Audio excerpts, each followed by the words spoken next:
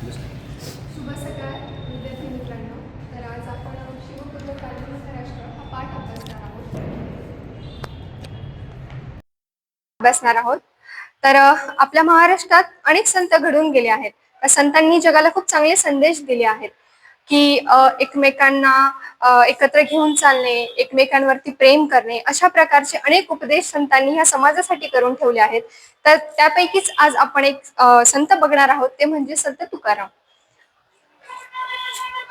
बघा, जशा ओव्या ज्ञानेश्वरांच्या, श्लोक वामनाचे, तशाच गाथा या संत तुकारामांच्या आहेत. वडील बोल्होबा आणि आई कनकाई या दाम्पत्याच्या पोटी जन्माला आलेले संत तुकाराम यांचे आडनाव आंबिले असे होते. तर आपण त्यांच्यावरती आता बघूया. संत तुकाराम हे पुण्याजवळील देहू गावाचे. त्यांची अभंग रचना प्रसन्न आणि प्रासादिक आहे. त्यांच्या अभंगांना श्रेष्ठ कवित्वाची उंची लाभली आहे. संत तुकारामांची गाथा ही मराठी भाषेचा अनमोल असा ठेवा आहे. बघा, त्यांनी अभंग रचना केली आहे. त्यांचं साहित्य अभंग रचना आणि गाथा आहे.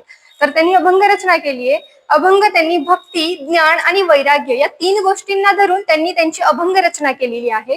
तर त्या अभंगाचा आपण एक कडवं घेतला आहे, ते म्हणजे जे का रंजले गांजले त्यासी म्हणे जो आपुले, तोची साधू ओळखावा देव तेथेची जाणावा. या अभंगाचा मी तुम्हाला अर्थ सांगते. या ओळीमधून संत तुकाराम महाराज सांगतात की जे खऱ्या अर्थाने दीनदुबळ्या आणि गरजूंना मदत करतात तेच खरे संत किंवा सज्जन व्यक्ती आहेत आणि त्यांच्यातच ईश्वर वास करतो. बघा, काय सांगतात, जे व्यक्ती खरे संत किंवा सज्जन आहेत त्याच व्यक्तीत ईश्वर वास करतो, असं या अभंगातून संत तुकारामांनी आपल्याला उपदेश केलेला आहे. त्यांची कार्य ही फार मोठी आहेत. तर त्यांच्या कार्यांपैकी पहिलं कार्य आहे लोकांना कर्जमुक्त केले. बघा, त्यांचे वडील हे सावकारकी व्यवसाय करायचे. वडिलोपार्जित व्यवसायच त्यांना आला होता, म्हणून तेही सावकार होते. जेव्हा दुष्काळ पडला होता तेव्हा बऱ्याच लोकांचे कर्ज त्यांनी मुक्त केले. त्या कर्जाच्या वह्या असायच्या, त्या वह्या त्यांनी इंद्रायणी नदीत टाकल्या आणि तेथील लोकांना, तेथील जनतेला त्यांनी कर्जमुक्त केले. अंधश्रद्धेविरुद्ध आवाज उठवला. संत तुकाराम यांनी आपल्या गाथेतून, आपल्या अभंगातून सदैव जनतेला अंधश्रद्धेपासून दूर राहावं हेच सांगण्याचा प्रयत्न केला आहे. बघा, आताचा जो श्लोक पाहिला त्याच्यातून काय त्यांनी सांगितलं, देव देवळात नसून माणसात आहे. देव देवळात नाही, देव दगडाच्या मूर्तीत नाही, देव हा प्रत्येक माणसात आहे. आपण माणसातील देव ओळखावा असं संत तुकाराम यांनी सांगितलं आहे.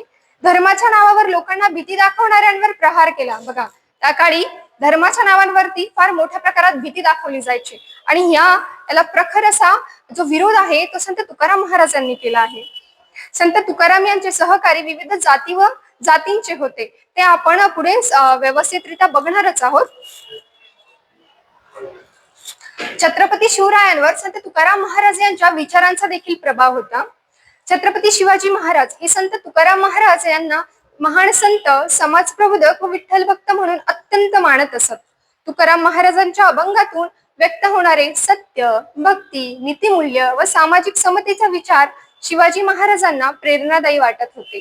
देहू येथे जाऊन त्यांनी तुकाराम महाराजांचे दर्शन घेतल्याचाही उल्लेख आपल्याला इतिहासात आढळतो. अशा प्रकारे छत्रपती शिवरायांवर देखील संत तुकाराम महाराज यांच्या विचारांचा प्रभाव होता. रामेश्वर भट यांनी संत तुकाराम महाराजांच्या गाथा इंद्रायणी नदीत बुडवल्या. बघा, त्यांना असं वाटायचं की धर्माचा उपदेश करणं हे फक्त एका जातीचं किंवा ब्राह्मणांचं काम आहे. पण संत तुकाराम महाराजांना तसे वाटत नव्हते. त्यांनी संस्कृत भाषेतील जे आहे ते साहित्य सगळं प्राकृत भाषेत आणलं.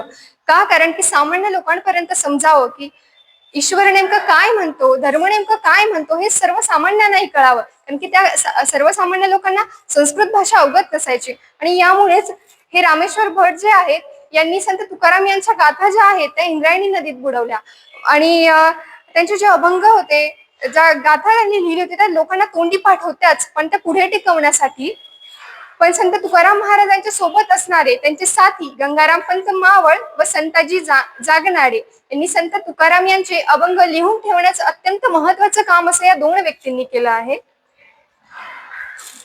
बघा, मी तुम्हाला मगाशी सांगितलं संत तुकाराम महाराज यांचे सहकारी विविध जाती व धर्माचे होते.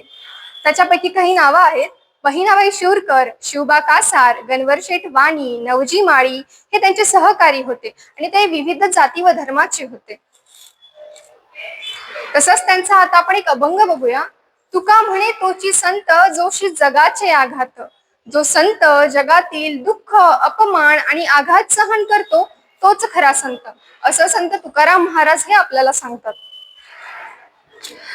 या शब्दात संत तुकारामांनी खऱ्या संताचे लक्षण सांगितले आहे. शास्त्री पंडितांच्या अवघड भाषेतील धर्माला संतांनी सर्वसामान्यांच्या भाषेत आणले.